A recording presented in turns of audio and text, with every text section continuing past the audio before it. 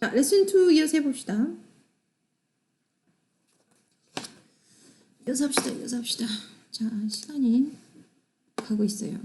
이거 볼까요, 한번? 네. Since the American with Disabilities Act was passed in the United States in 1990 이렇게 해서 했죠.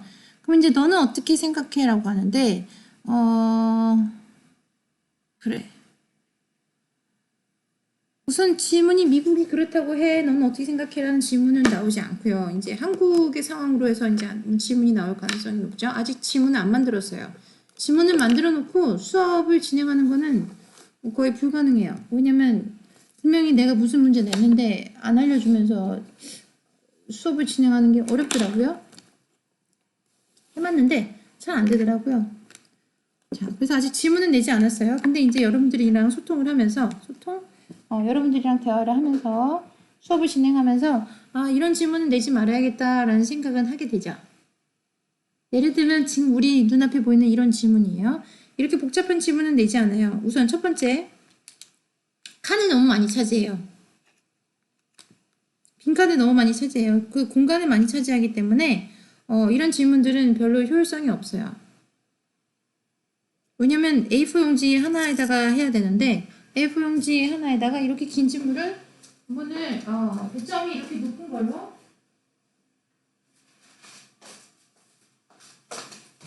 질문 하나에 배점을 너무 높은 걸 할 수 없어요. 그러면 이거 망하면 점수가 완전히 다 깎이는데 그러면 불공정하죠. 불공평하죠. 왜냐면 이거 말고 다른 부분에 대해서는 더 공부를 잘할 수 있는 학생이 있는데 요거 하나 갖고 A인지 B인지 결정할 수 있는 정도의 500점인지 300점인지에 대한 질문을 낸다? 그거는 질문의 형평성이 좀 많이 떨어져요. 여러분들도 그런 경험 했었겠지만 자, 그래서 이런 종류의 질문은 내지 않도록 해볼게요. 그죠? 하지만 문제는 풀어보세요. 어떤 질문으로 문제를 풀어볼 수 있을까요?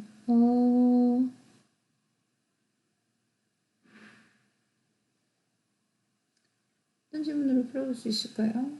질문을 생각하려니까 생각이 안 나네.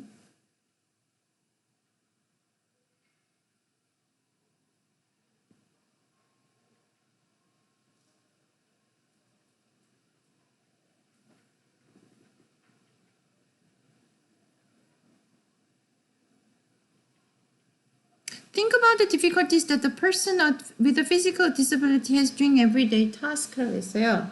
그게 physical disability가 아니라 mental disability라고 하면 여러분들은 어떻게 반응하실 건가요? 그런 게 있어요. 근데 여러분들 지금 그 얘기는 할 필요가 없긴 한데 highly functional depression이라는 게 있어요. 뭐냐면 의사야, 변호사야. 자기 할 일을 해. 그러니까 여러분들이 생각하는 집에 앉아서 이제 머리 3일 동안 샤워 안 하고 머리 감지도 않고 그냥 버티고 있는 그런 우울증을 얘기하는 게 아니라 사회생활을 해요. 근데 집은 엉망진창인 거죠. 그 문 밖에 나서면 본인이 해야 할 행동들을 한다고 해요.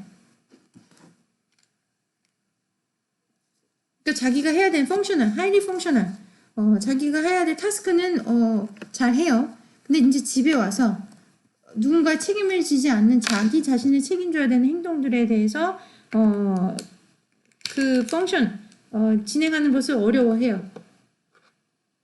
거기에서 디프레션이 오는 사람들이 있어요.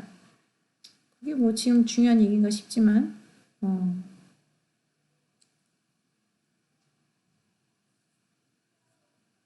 그런 경우들이 있죠. 자, physical disability를 여러분들 어떻게 생각하는지 아니면 mental disability를 어떻게 생각하는지는 우리가 실제로 유닛 2를 배운 게 아니기 때문에 그죠? 유닛 2의 내용을 우리가 디스커션 한 적이 없기 때문에 거기에 관련된 질문은 굳이 할 필요가 없어요. 왜? 시험 범위가 아니었기 때문이죠. 그러면 넘어갈 수 있겠죠.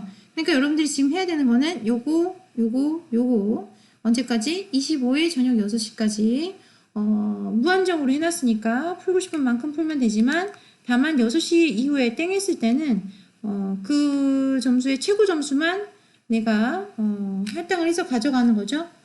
무슨 점수로? 과제 점수로.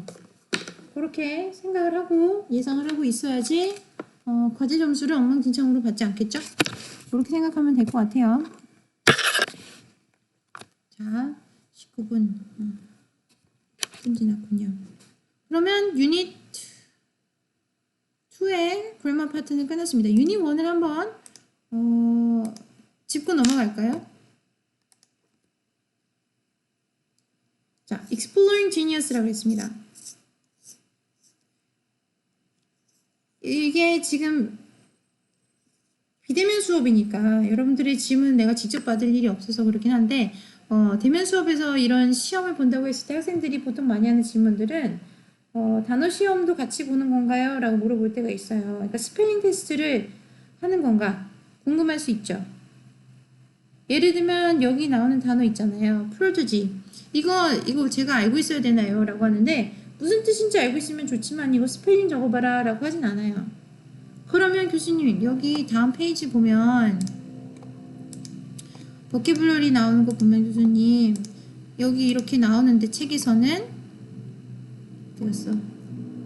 책에서는 이렇게 나오는데 potential, renowned, revise, unconscious 이거 스펠링 알고 있어야 되나요? 라고 하는데 스펠링 테스트를 안 본다니까요? 안 봐요. 스펠링 테스트. 그래서 unconscious를 스펠링을 알고 있을 이유가 없어요. 근데 unconscious 봤을 때 무슨 뜻인지는 알고 있어야겠죠. 왜? 교재에 나왔잖아요. involuntary 나왔을 때 이게 무슨 답인지 알고 있는 거랑 마찬가지죠. something you do without intending to 이게 무슨 뜻인지는 알고 있어야 되죠. 왜? 여기 페이지에 나와 있잖아요. 그죠? 이해했어요? confidence에 스펠링을 물어보진 않아요. 하지만 confidence가 무슨 뜻인지는 알고 있어야 하죠. 그러니까 여러분들이 생각하는 단어 시험이라는 것이 스펠링을 물어보는 것이라면 아니지만 뜻을 알고 있어야 되냐고 물어본다면 yes라고 할 수밖에 없어요. 뜻은 알고 있어야지. 왜? 책이 나왔잖아. 책이 시험 범위잖아요. 그럼 그건 알고 있어야 돼요. 자, 그리고 다른 게 또 뭐가 있어요? 1번 하다가 말았는데 다시 넘어가야 되나? pronunciation 아니고 내가 지금 물어보고 싶었던 거는 이런 경우에요. 학생 보기를 전화해서 봅시다. 빈칸이 있어요. underline before his father's eyes, fascinated 다 단어들이 이렇게 있죠. 그럼 여기 있는 단어들은 틀렸는지 맞았는지 찾아보시오 라고 하는 스펠링 체크하는 시험이 아니에요. 그럼 이게 무슨 시험이죠? 빈칸에 알맞게 넣으시오잖아요. 그죠? 빈칸에 알맞게 넣으시오라고 하는데 이거를 여기서 옮겨서 적을 때 여러분들이 적는 게 별로 할 일이 없지 않습니까? 적을 일이 별로 없죠? 그럴 경험이 별로 쌓이지 않아요. 대학교에 들어오면서부터. 자꾸 이제 핸드폰으로 하던가 아니면 태블릿으로 하던가 그렇기 때문에 그럴 경험이 별로 없어요. 그러면 어떻게 됩니까? 글씨를 적다가 실수를 합니다. 그러면 대충 지우거나 아니면 제대로 하진 않죠. 그래서 그거 할 때 하는 실수, 그 다음에 문장에 제일 처음 오게 된다면, 그러니까 문장들이 있는데 제일 처음에 빈칸이 있다면 만약에 그러면 여기 있는 단어들은 어떤 글씨로 써줘야 되죠? 맞아요. 대문자. 대문자로 써야 돼요. 이거는 단어를 시험 보고 안 보고의 문제가 아니라 그냥 문장을 구성할 때 문장의 처음이 대문자가 되고 그다음에 문장이 마무리가 될 때 마침표가 나오든 느낌표가 나오든 뭐 퀘스천 마크가 나오든 문장이 완성을 하는 것이 완성이 되는 거를 해야 하죠. 그건 단어 시험이 아니죠. 그래서 빈칸을 채우시오라고 했을 때 학생들이 그냥 이건 그냥 너무 쉬운 질문인데 라고 하면서 너무 쉽게 실수를 해요. 그래서 기껏 문제 다 풀어놓고 점수를 다 깎아먹죠. 본인은 이상한 거예요. 나중에 시험 점수 나온 거 봤는데 점수가 너무 말도 안 되게 낮게 나오는 거죠. 왜? 나는 그거 단어 다 알아서 빈칸에다 적어줬는데 그게 왜 단어가 여기서 다 틀렸지? 10점이 나왔 10점이 떨어졌다고? 왜?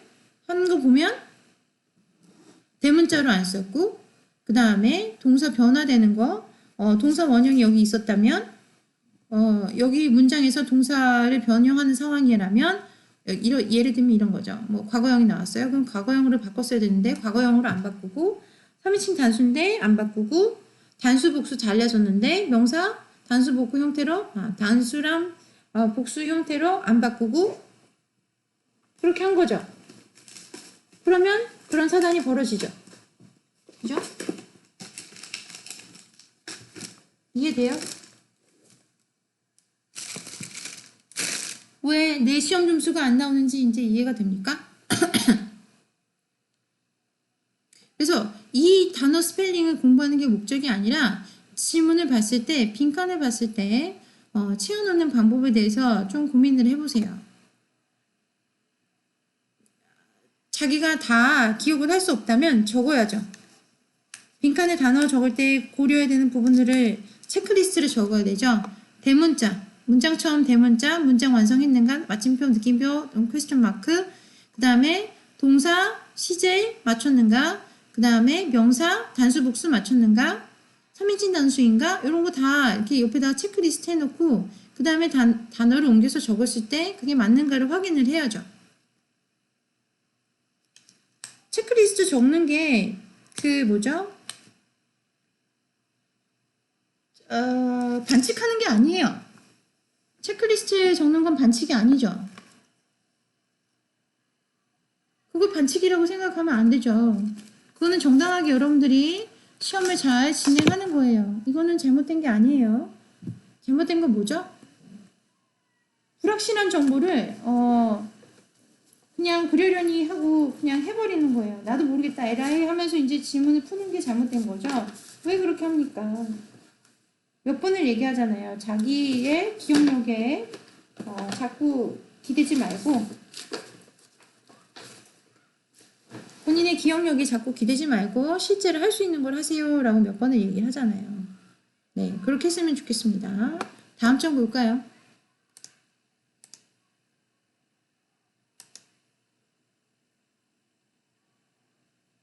자, 여기로 다시 왔습니다. 이거 질문하다가 이제 다른 데로 넘어가는 바람에 그렇게 됐어요. 자, 프로지지 이거 스펠링 외워야 되냐 물어봤는데 아니라고 얘기했었어요. 외우는 게 아니라 알아야 된다고 그랬어요.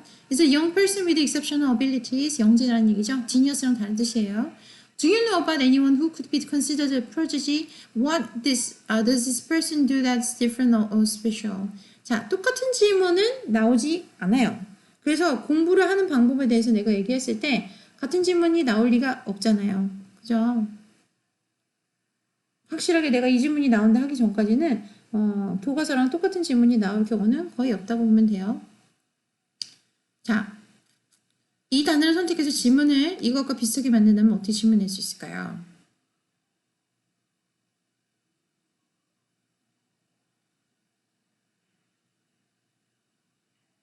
맞아요. 네가 영재였다면 어떤 능력을 갖고 있고 싶어? 라고 물어볼 수 있어요. 네가 영재라면 또는 너의 퓨처 베이비가 영재라면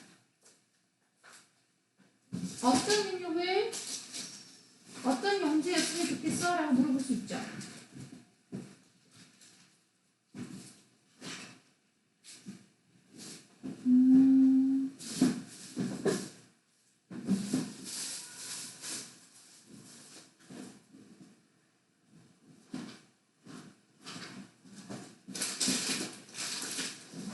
생각해보겠어요? 어떤 영재였으면 좋겠어요?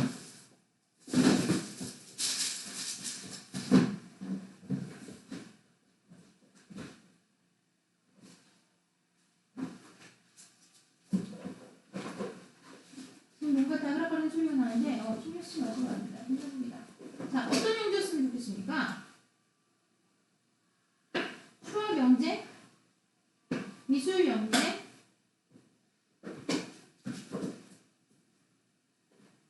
또는 음악 영재?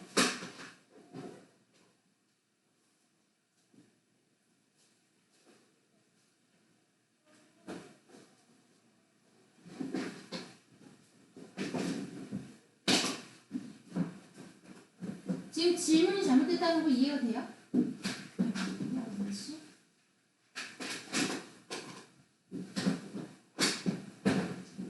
질문이 잘못됐어요. 됐어요. 지금 이거를 내가 질문하는 순간 여러분들이 잠깐 소리 안 들리는지 모르겠는데 내가 질문하는 순간 여러분들이 진심으로 고민했죠? 내가 아이를 낳고 싶은가? 내 아이가 영재면 삶이 힘들지 않을까? 영재라고 하기에는 내가 그 서포트를 제대로 해줄 수 있을까? 어떤 영재면 좋을까? 어떤 영재가 사는데 도움이 될까? 라고 진심으로 생각했을 거예요. 내가 몇 번을 얘기합니까? 이거는 시험이라고요. 시험의 목적은 감점이 없는 걸 말하는 거죠. 그래서 실제 여러분들이 아이를 낳고 싶던 않던 그거는 문제가 안 되고요. 그 다음에 실제로 그렇게 원하는 건지 안 원하는 건지도 문제가 안 돼요. 실제로 질문은 영어로 썼을 때 articulate, 정확하고 그 다음에 간결하게 표현할 수 있는 단어들을 선택해서 대답을 하는 거예요. 그럼 내가 생각나는 단어 그리고 확실히 할 수 있는 단어들이 뭐가 있어요? 본인 생각나는 거 쓰면 되는 거예요. 그래서 I wish my child is a young person with exceptional abilities in music 이렇게 쓰면 되죠. 그거는 실제로 여러분들 미래의 아이가 음악적인 재능을 갖고 있길 원한다, 원하지 않는다의 문제가 아니라 그냥 질문에 정확하게 대답하는 걸 구사할 뿐이에요. 이해했어요? 자꾸 이제 뭐라 그래야 되지? 함정이 자꾸 빠지는데 레슨 1에서 이제 얘기를 했었죠. 이 초반에서 감점을 당하면 안 된다고. 감점을 당할 그 방법을 자꾸 피해가라고 얘기를 했어요. 자, 그래서 매스든, 뮤직이든, 스포츠든, 모르겠어요. 사이언스든 본인이 결정해서 그냥 쓰면 돼요. 어떤 걸 결정해서 실제로 자기 인생에서 아이가 어떤 걸 했으면 좋겠다고 생각하는 게 아니라, 영어로 쓰기 편한 거를 골라서 쓰면 돼요. 이렇게 설명하는 나도 참 괴리감을 많이 느껴요. 이거를 진심으로 쓰면 좋겠다고 얘기를 해야 하고 사실은 그 다음에 진심이 뭔지 이제 본인이 본인 의견을 잘 알아서 표현하는 방법을 알았으면 좋겠다고 얘기를 해야 하는데 그런 표현을 하고 그 다음에 그런 고민을 하기에는 1시간이라는 시험 시간이 충분하지 않아요. 그렇다는 얘기는 여러분들과 나의 수업에서 이런 고민을 하고 자기 자신의 의견을 풀어내는 방법을 수업 시간에 진행을 해야 하는데 40명, 50명 가까이 되는 학생과 본인의 의견을 피력할 수 있는 그런 피드백이 가능한 수업을 진행하고 있지 않기 때문에 그거는 불가능해요. 그러면 여러분들이 시험을 잘 보는 방법이라도 알려줘야 되는데 방금 내가 표현한 방법이 그런 방법밖에 없는 거죠. 그죠? 그러면 저는 진심을 쓰면 안 됩니까? 라고 하는데 진심으로 쓰세요. 진심으로 쓰고 싶은 사람 진심으로 쓰시고 본인 아이가 진짜 미래에 어떤 공부를 하면 좋겠는지 고민해서 된다면 쓰면 됩니다. 쓰지 말라는 얘기가 아니라 무엇인가를 썼을 때 감점당할 수 있는 요인이 있는 거는 avoid 피해가세요 라고 지금 표현을 하는 거지 모든 질문의 답안을 가식적으로 쓰세요 라고 내가 안내하는 게 아니라는 정도는 알아들을 수 있는 나이가 됐죠? 네. 자, 2번 If a young child shows unusual talent in the one particular area, how do you think parents should react? 자, 이 질문은 어떤 아이가 영재성을 보였는데 그 부모가 어떻게 해야 된다고 생각해? 란 질문이에요. 근데 이거는 똑같은 질문이 아니에요. 네 아이가 영재성을 보였는데 너는 어떻게 해야 된다고 생각해? 라는 질문과 완전히 다른 질문이고 네가 영재성을 보였을 때 너의 부모가 어떤 행동을 보였어야 된다고 생각해도 완전히 다른 질문이죠. 첫 번째는 이거는 제3자를 보는 입장이고 두 번째 너가 부모이고 너의 아이가 영재성을 보인다는 얘기는 2인자 입장이겠죠. 그 다음에 세 번째 네가 영재야 그리고 너의 부모가 어떻게 했으면 좋겠어는 본인에 대한 입장이 돼요. 그죠? 다른 얘기예요. 그렇게 해서 질문을 할 수 있죠. 그죠? 방금 내가 이렇게 질문을 할 수 있어라고 하는 질문에 대해서는 고민을 해본 다음에 예상 답안을 만들어 놔야죠. 왜? 그게 시험 공부예요. 예상 답안을 만들어 놓는 게 시험 공부지 무슨 질문이 나올까 말까 맞춰볼까는 전혀 시험 공부가 되지 않아요. 그거는 찍기죠.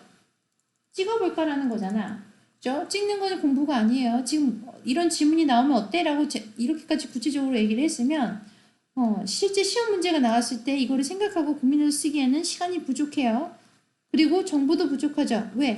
단어 선택이나 문법에 대해서 여러분들이 확인할 바가 시간이 훨씬 부족하기 때문에 시험 공부를 할 때 공부를 하면서 이걸 체크하는 게 훨씬 낫죠. 그러면 지금 공부를 하면서 체크를 해보세요. 여기 지문에 관해서 세 가지 경우를 들어서 질문해 줬었어요. 자, 3번. Why do you believe some children show advanced abilities at an early age? Are they born with a special talent or they learned it somehow? 이거를 여러분들이 인자의 입장에서 물어볼 수 있죠. 너는 어렸을 때 뭘 잘했니? 그거는 네가 타고난 거라고 생각하니? 아니면 부모님이 너에게 도움을 준 거라고 생각하니? 라고 생각하던가 아니면 다른 반대로 아이가 있다면 어떤 능력이 있으면 좋겠고 본인은 부모로서 어떻게 아이에게 그 능력을 꽃피울 수 있도록 도움이 될 건가요? 라고 물어볼 수 있어요. 이해돼요? 지금 몇 분이나 남았죠? 5분 남았네요. 자, 다음 거 봅시다. 그래서 1, 2, 3분은 뭐 충분히 나올 수 있는 질문들이 여러 가지가 있었어요. vocabulary practice도 아까 얘기한 대로 뭐 스펠링을 외우는 게 아니라 그 뜻을 알고 있어야 된다고 얘기했고 pronunciation 보지 않을 거고요. 그죠? vocabulary practice 2 볼까요? 이거 아까 얘기했던 거죠. 빈칸을 채우는데 여러분들이 기본적으로 체크해야 될 부분들을 다 체크리스트를 만들어 놓는 게 훨씬 낫다 그랬어요. 프리뷰 봅시다.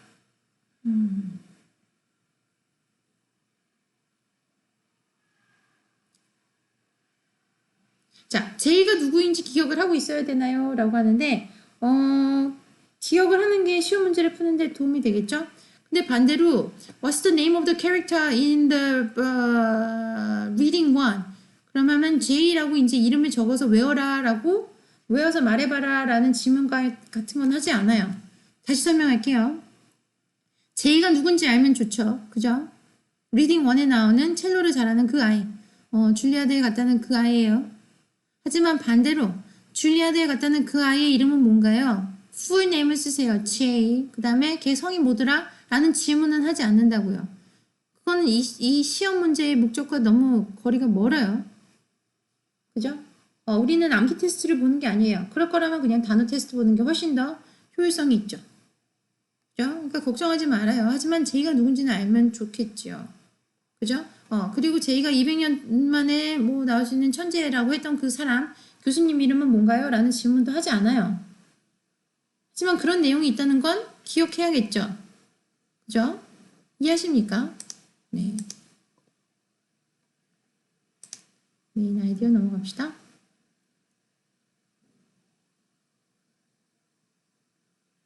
자, 리스닝이 없으니까 이런 질문은 표현은 없지만,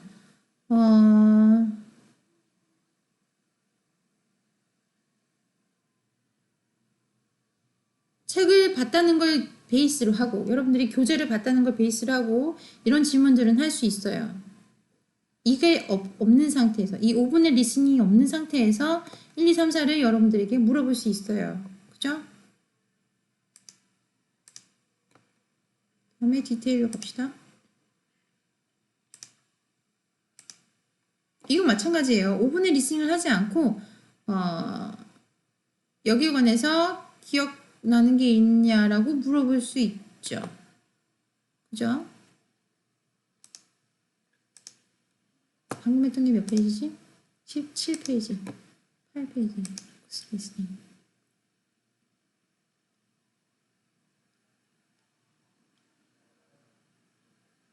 이거는 나오지 않아요. 이거는 리스닝을 해줘야지 여기다 빈칸을 채우는 거니까 리스닝을 할 수가 없죠. 포스트 리스닝 지나갔고요. 크리티컬 띵킹. 자, listening for repeated word라고 했는데 리스닝을 안 하는데 이걸 어떻게 한다는 얘기지? 넘어갑시다. 리스닝을 하지 않는데. express opinion 좀 볼까요?